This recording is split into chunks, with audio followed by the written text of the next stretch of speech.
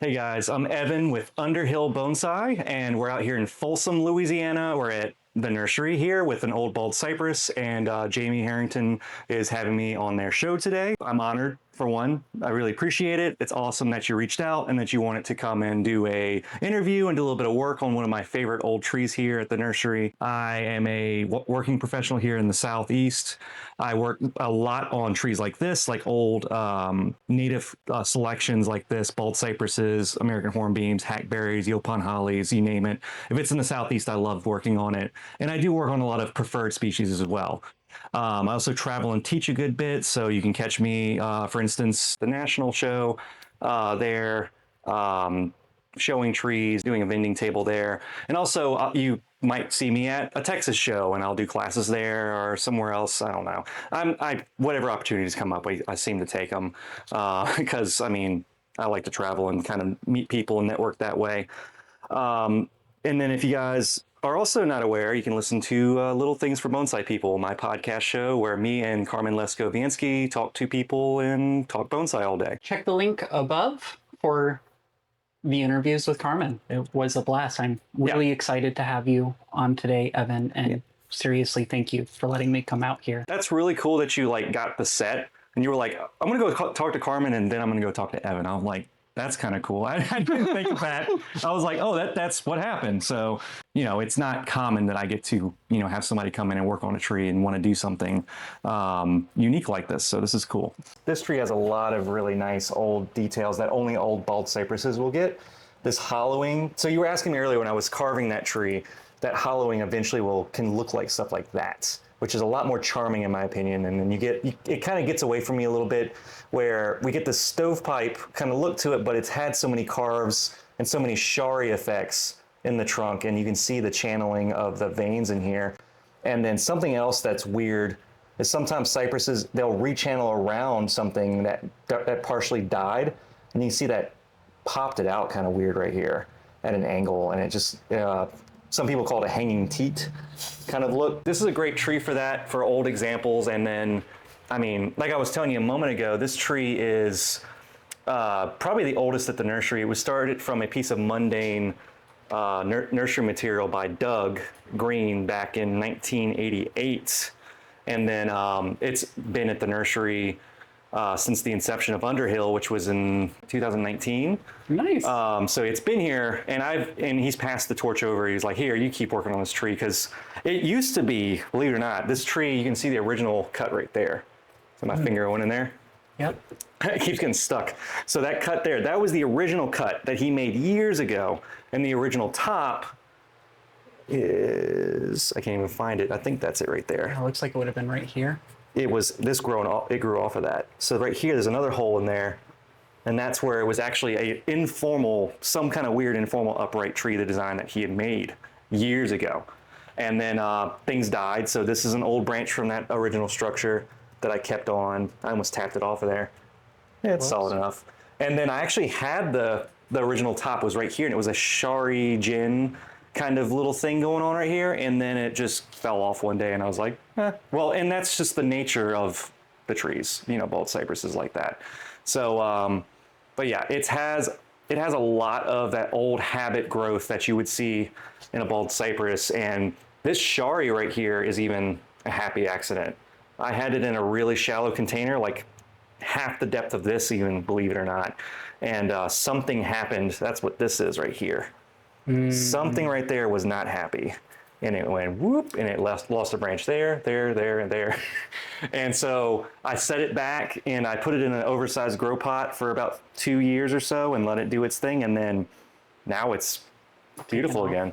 Yeah, so, you know, every once in a while, that's what I was telling you about when I make that carve on that tree earlier. I'm like, I can't commit to a front because this could happen 30 years later, you know. Right.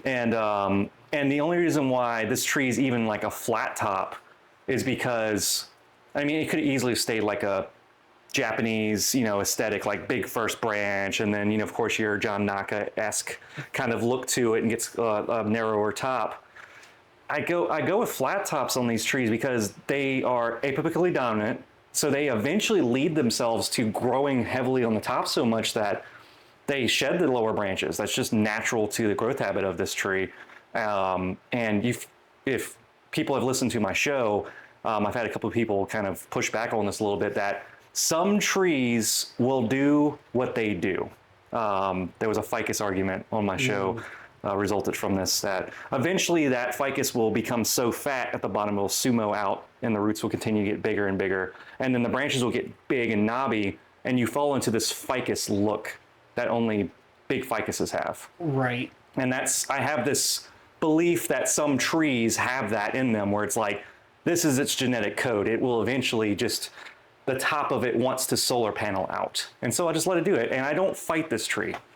Now, I don't have to wire branches down. I don't have to wire branches all the time. I kind of cut and grow and I make some small decisions, like these guys will probably get wired just to move them around so they're more attractive. There's this piece here that, there's stuff like that and that. Little tiny things like that, but the rest of the tree is kind of like, it's kind of vibing, it's doing its thing, But the goal is not to just kind of clean it up a little bit, but I want to go in and all these dangly leaves. It's about summertime, partial defoliation.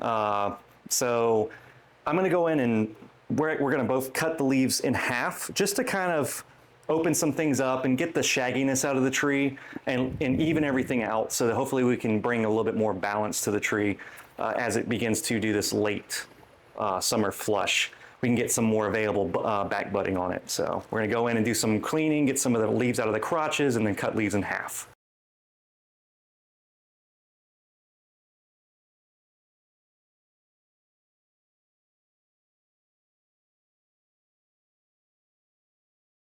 It's kind of ironic. My podcast has been called a more concise show where we keep on topic, but I don't. Most of the time, it's like a buddy comedy to me, honestly, between me and Carmen sometimes. And that's actually what I've really appreciated about your show. But it's always like coming back to friends, and I feel like you don't always get that in the bonsai world. Sometimes things can be pretty, maybe not walled off, but hush hush. Yeah. And y'all cover a lot of ground throughout the episodes. Yeah, we do. And I mean, me and Carmen will let our dorkiness kind of shine through sometimes. I mean, we talk about side quests, I kind of call them sometimes. Yeah. But yeah. Thank you for touching on that, because I was maybe going to save this for later. Good segue, though. You talk about Warhammer a little bit on your channel. Well, you say that, and I talk about Warhammer, and one of my good friends is really into Warhammer. But I did encourage him to get into Magic through the Warhammer Universes Beyond, which is where they made Warhammer cards for Magic, and he had an opportunity to play Warhammer within. When you play games, tabletop games and stuff, it could be part of an identity even for some people. But I don't know. I mean, I played Magic for probably off and on 30 years since I was a child. Wow. So I kind of don't let myself play Magic anymore. Can I ask what color deck you like to make? I used to be a red deck wins. Okay. Or just all out aggro style decks. And so I would build a lot of red, and then I started playing a lot of Commander, and now I heavily favored Gogari, black and green.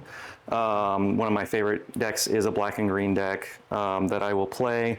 And if you ever catch me at a convention and you want to sit down for a game, you'll probably see it. If you've stepped away from Magic for a while, it is the Wild West of IPs. It's almost like, I mean, it's kind of funny we're working on Bonsai and talking about this as if it's a completely different type of content. Right. But it's like playing Fortnite now, where you just go in there and you're like, what skins are available now? And like Magic's kind of they're fitting into that mold of, any IP goes now. So Evan, how long have you been practicing bonsai? I've been practicing bonsai for about 15 years. It'll be coming up this year. That's practice. I've been professionally practicing bonsai for 7 years, though. I have to note that. Okay, about half the time? Yeah, about half the time I've been doing this. And that's from, you do it in your backyard, and then you join a club, or you practice on your own, and you start figuring things out. But I got the opportunity to start practicing professionally here 7 years ago. So, And can I ask what possessed you to do it professionally? opportunity, really. I mean, I would have done it way earlier. I would have done it really, really, like if there was more places in Louisiana that were accessible, like, you don't just walk out and find a place to go do bonsai for a living. That's, No. yeah, you experienced that. So, if there would have been a bonsai nursery that I could have easily applied to and just started working at, oh yeah, I would have done it way earlier. But this is the only bonsai nursery in Southeast Louisiana. And when the job opportunity became available to me, I was just like, where else am I gonna go? Yeah, exactly. Like, I told my now wife, me and her were just dating at the time whenever I started this job. And it's kind of crazy to say that. I was with my wife like almost 10 years or so before we even got married. And so back then we were been dating for a while, and I was like, and we knew we were in it for the long haul. And I was like, would you be okay if I became a bonsai professional nurseryman guy, whatever? And she's like, is it going to make you money? Is it make you happy? And I'm like, well, let me go see about it. And whenever I talked to Doug, and Doug told me exactly what I wanted to hear, I, let's just say I cried that night. I was very happy to know that for the first time in my life, I was like, I can actually do this. I can actually do something I want to do. Yes. So I took it and ran with it. And on that note, I feel like we should both just shout out, thank, acknowledge our lovely partners for supporting us and chasing bonsai as a career. Because my wife, I know I needed the support. I'm sure you did too. My wife, Caitlin, is my biggest supporter, and I will never, ever, take credit for anything that I thought of doing. She's always made suggestions, and then I've like pinky and the brained the situation where I'm like, maybe I should do this. She's like, I said that like weeks ago. Why are you acting like it's your idea now? Because it's had time to kick around things. Yeah. I heard someone say it not too long ago. I can't place it, but I think it's a good thing for me to do. But yeah, she's always like, why did you do that? She came up with the name of Say Bonsai, the convention that I do here at the nursery. She even helped me one time she's helped me with a couple of names of things, and she's like, you better tell people, give me full credit for that. I'm like, well, yeah, of course.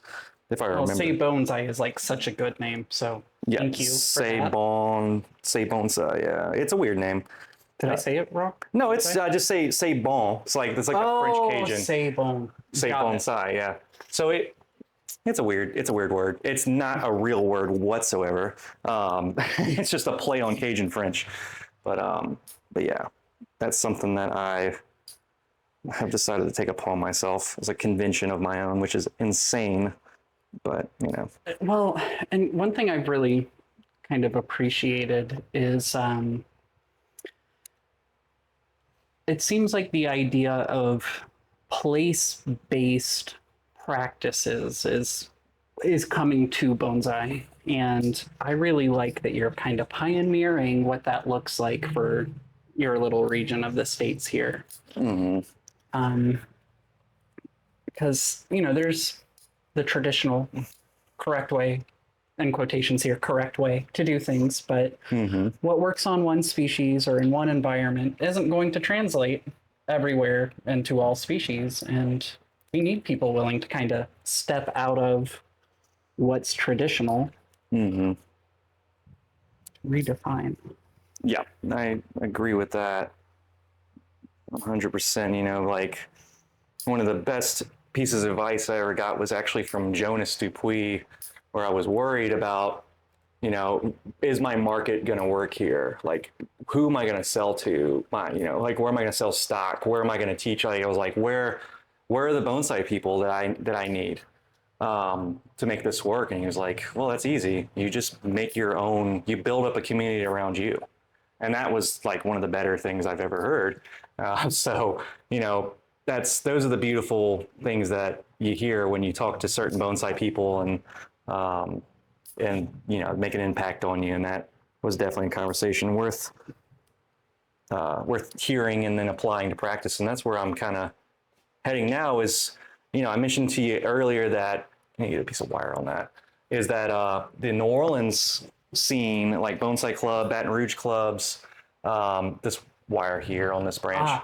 Um, see, Baton Rouge, Lafayette, Lake Charles, and Shreveport. Those are like basically our viable bonsai clubs here in Louisiana. And some of them are doing better than others, and membership waivers sometimes. And that's something that, like, with a good bonsai nursery and a good resource, that's something that I really, really want to make sure that Underhill upholds that for this part of the United States, for the Southeast and stuff. So, that's a building block, I guess you can say, in a way. Hey, quick pause. If you've been enjoying this chat, Patreon's where all the extra stuff happens. I've got a big backlog of videos rolling out through the winter, and folks on Patreon will see them before they ever hit YouTube. There are also some videos that'll only live on Patreon, and since all the tiers are half off until Halloween 2025, it's a great time to hop in. If you'd like to support a budding bonsai pro, the link's in the description. Next time you hear from me, I'll be based in Michigan and ready to help out the local scene. Alright, let's get back to it. Evan, when you were first getting started, what teachers did you work with to they kind of set you up to become who you are today in the field? So my first teacher, I call it mentorships. I was unfortunately not classically trained by anyone. I had to kind of do favors and talk to people here and there that, people I respected and looked up to. I have to give full credit to Dawn Ketting.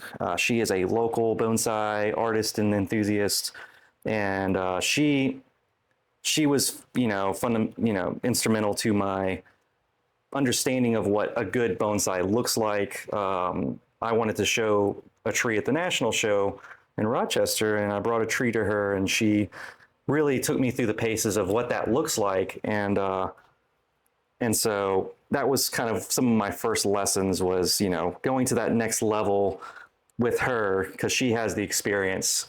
And at one point where I was talking to her, she was like, you've been coming over to my house and working on these trees with me for a couple of years now. And she's like, I feel like I've given you as much as I can. And that's whenever I reached out to Michael Hagedorn. And I told you the story a little bit earlier, where I was like, there was a time when he said it on his site, that if you ever want to talk to him about some kind of training or learning with him, that all you have to do is reach out. And I was like, I'm pretty crazy about that kind of stuff. Like, I'm that kind of person that's like, you give me the opportunity and I'm just going to do it, because I can't help myself. So I was like, I reach out to him, and he was very, very formal with it. He said, you do what you need to get here, and you spend as much time as you feel like you can allot out here with me. So I spent a couple of like seasonal type things with him. I spent a couple of weeks out there and got fully immersed in the bonsai culture. Met my good friend Carmen Leskoviansky through her apprenticeship there, and we became good friends. And that's kind of where that, we launched into the show from there. And so learning with Michael, was a really good thing for me. It was a leg up. I felt like there was a couple of things, gaps in my knowledge, that I really wanted to see his trees and do a little bit of work with him. And then when I, got back to work here and trying to figure out what's the next step, I was fortunate that, me and Guy Guidry were kind of, in the same place at the same time, kind of feeling, where he showed up at the nursery one day and he was like, hey, you want to work on a tree with me? And I'm like, yes.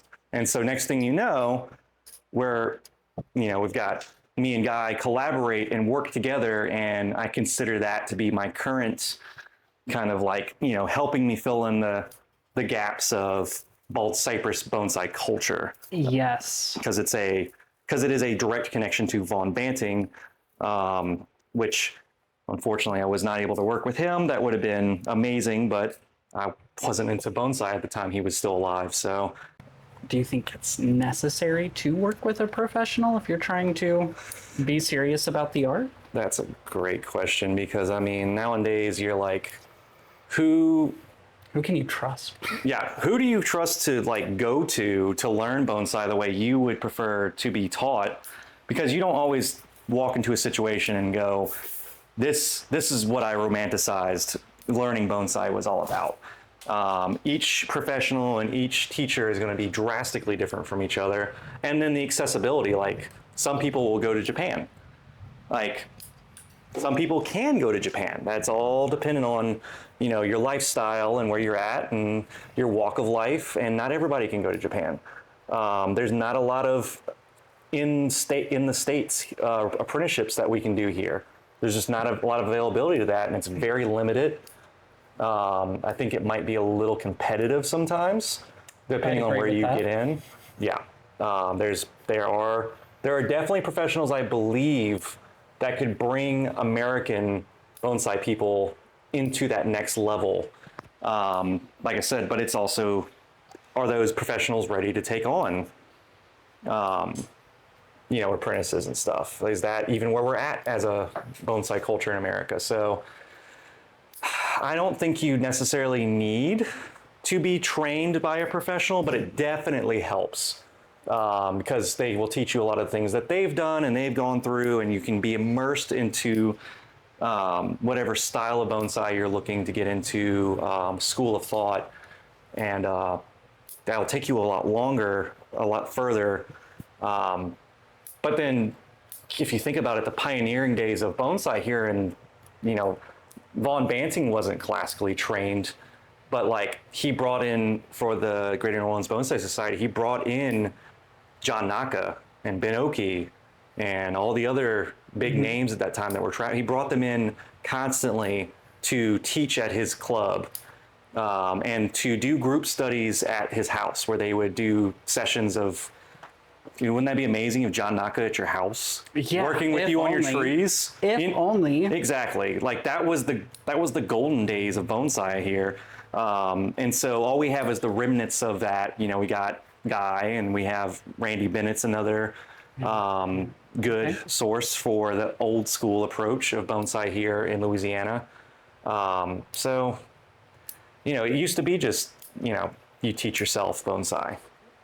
In a way. And just kind of soak up what you can where you can. Yeah. And you make the connections and talk to people, and, you know, and read a lot of books, but then take what you read in books for what they are. You know, be considerate of the publication dates of those books. Right? They can be a little chaotic sometimes, and not on purpose. So knowledge is a evolving, growing thing, just because we thought what we knew 30 years ago can be improved upon. That's not a character judgment. You had mentioned apprenticeships, like proper apprenticeships, but as someone who's starting a nursery, do you think apprenticeship actually has a place here in America? Do you think its whole model is too at odds with the American way? Can Americans be more open to the way that they do apprenticeships in Japan? Yes. But the way you frame the question makes it sound like, well, Americans wouldn't be able to fit that very well. So the automatic answer right there is, it's not very feasible. It's not something that people will just do here in the States. You know, imagining that you will not get paid for something that has a very uncertain market like this. Most people will be like, well, that's a no-brainer. I'm not going to do that. You know, I know that with Carmen's situation with Michael Hagedorn, she is one of the very few people I know that has been claimed, can claim to be trained in a classical way like that with an apprenticeship. Mm-hmm. So I can't think of anybody else on the top of my head right now. I know that you've done your training with Todd, and that was, do you feel that that was a good approach for your apprenticeship? I want to be very careful about language here, because what's been explained to me is that apprenticeship means something very specific to some people. Yep. And whatever I have done is not that. Yeah. So I'm See- an assistant. See, that's the thing is it's what people in the States would consider, proper apprenticeship in Japan is you basically give up your way of life to your oyakata and you are fully committed. And that's a proper apprenticeship. And you do everything that you need to make sure that, your responsibilities at your teacher and oyakata's nursery is done the way that they expect it to be. Right. But when you're an assistant or, you're there to do things like you told me, like assisting in watering and stuff, like that's a lot of the same stuff that they do at those Japanese apprenticeships. So it's not too far reaching to say that. But if I had the accommodation, let's just go over here. If I had the accommodation to have somebody that lived close by, and then they came out here and did an apprenticeship with me, I would love to do something like that. But at the same time, I would have to do things like there's expectations here. You need to pay that person, some kind of wage so that they can exist in the way that they choose to exist. I don't want someone to live, on site or be restricted to a housing. It's just, like I said, that's just not the way we do it here in the States. It's not what's expected. People want to be paid rates or have their liberties to a certain extent. And A little bit of freedom. yeah, a little bit of freedom. But like, if you think about it, if you have someone and they come in and they worked for, 4 days a week here at the nursery, and then they could, they'll make some money here and then they went off and then they could have another side job where they could make up some extra cash. That's still not, you would not be considered an apprentice because you're not Correct. here all the time. You could live nearby, but you're not committed 100%. And so, as far as weekly obligations, Yeah. somewhere in 10 to 20 hours a week, which isn't full time, but I'm there a lot. Mm-hmm. But you're right. The economic reality is that I've had to work other jobs and do whatever I can to support myself through this. Because at the end of the day, I don't think you work bonsai because you want to get rich. You do it because you love the trees. Mm-hmm. And yeah, I don't know. All right. Got us off topic there. No, it's okay. I have my own collection at my house besides the trees I work on here too. So Right. it's something that it follows me home. And so it's not work necessarily. And I've had conversations in the past. I've interviewed a few people where I was like, so when you get off of work and you go home, what trees do you like working on? They're like, I don't work on trees at my house. And that's, some people treat bonsai a little bit differently, I thought that was kind of funny because I don't realize how hardcore I tend to be sometimes with this. Do you exist in this canopy right there? Probably not. Let's make you into a snag at least for now. So let me see this tree from back here.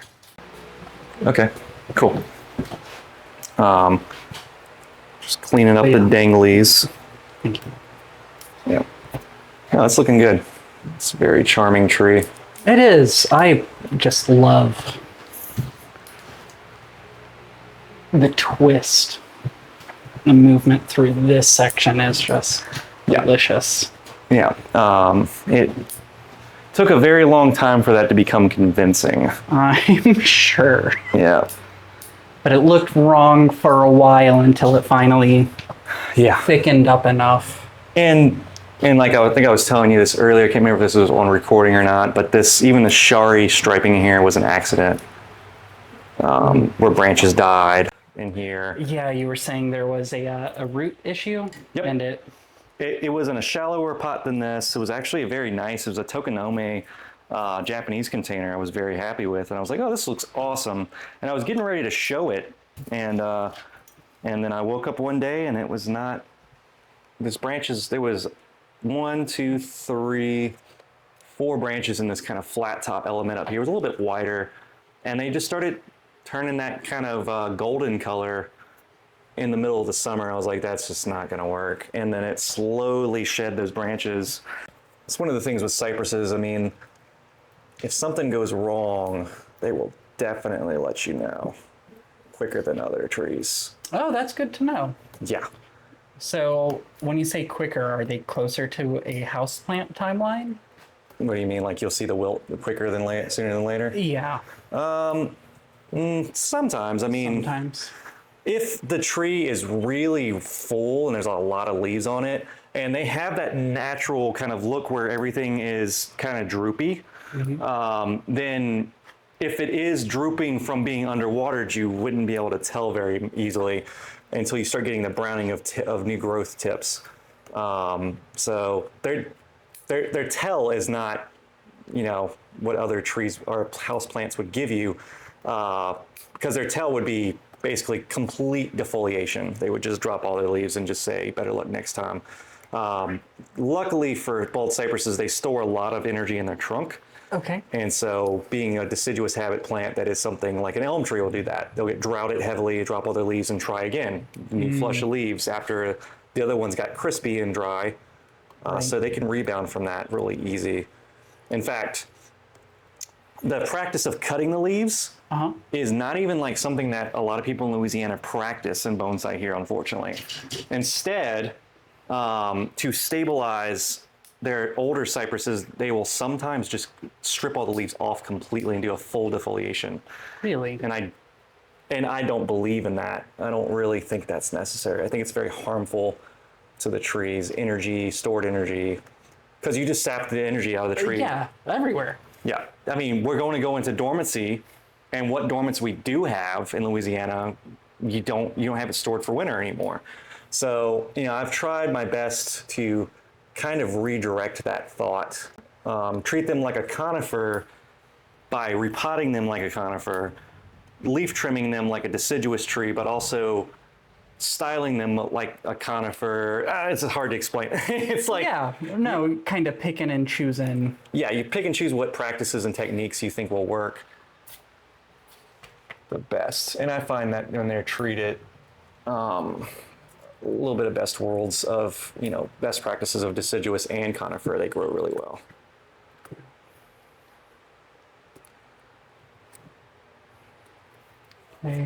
Yeah, it looks like everything's cleaned up pretty nice and tight. Okay. Yeah, I'm more looking for stuff just growing straight down at this point.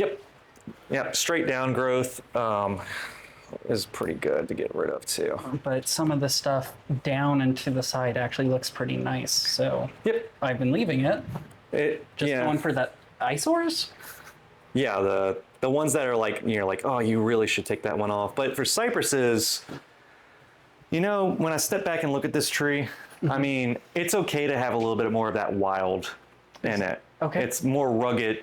It's a more rugged tree. The more fluffy, open kind of feel of the canopy is a lot more believable for how they grow in the swamps. In the swamps, they kind of have this ephemeral kind of look to them where the foliage gets so thick and so it has that fluff look to it where it looks like fog. We call it like a swamp fog, or over the branches, where from a distance they just look.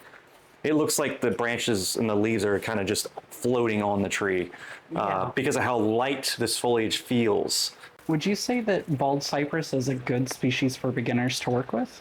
I think it's an excellent species for beginners because it's extremely forgiving. But at the same time, it's like how I feel about certain other species for beginners is the green mound juniper. It's like everybody's like, oh yeah, you should get a green mound juniper. That's the best beginner material you can get juniper wise because it's so strong. It's resilient. It's forgiving. Forgiving doesn't mean make all the mistakes and then keep making those mistakes. And the tree will continue to forgive you. Eventually, the tree's not going to want to do that anymore. It's going to eventually start giving up and shedding branches or just not growing the way it should. And, with cypresses, a beginner can really get into these trees and start to learn the things that they want to learn from them, but then they can also master, horticultural techniques and approaches with them and get better and refine that. And then the tree, this is one of those trees that the better you get at bonsai, the better it becomes as a bonsai. It reflects the practices of the practitioner.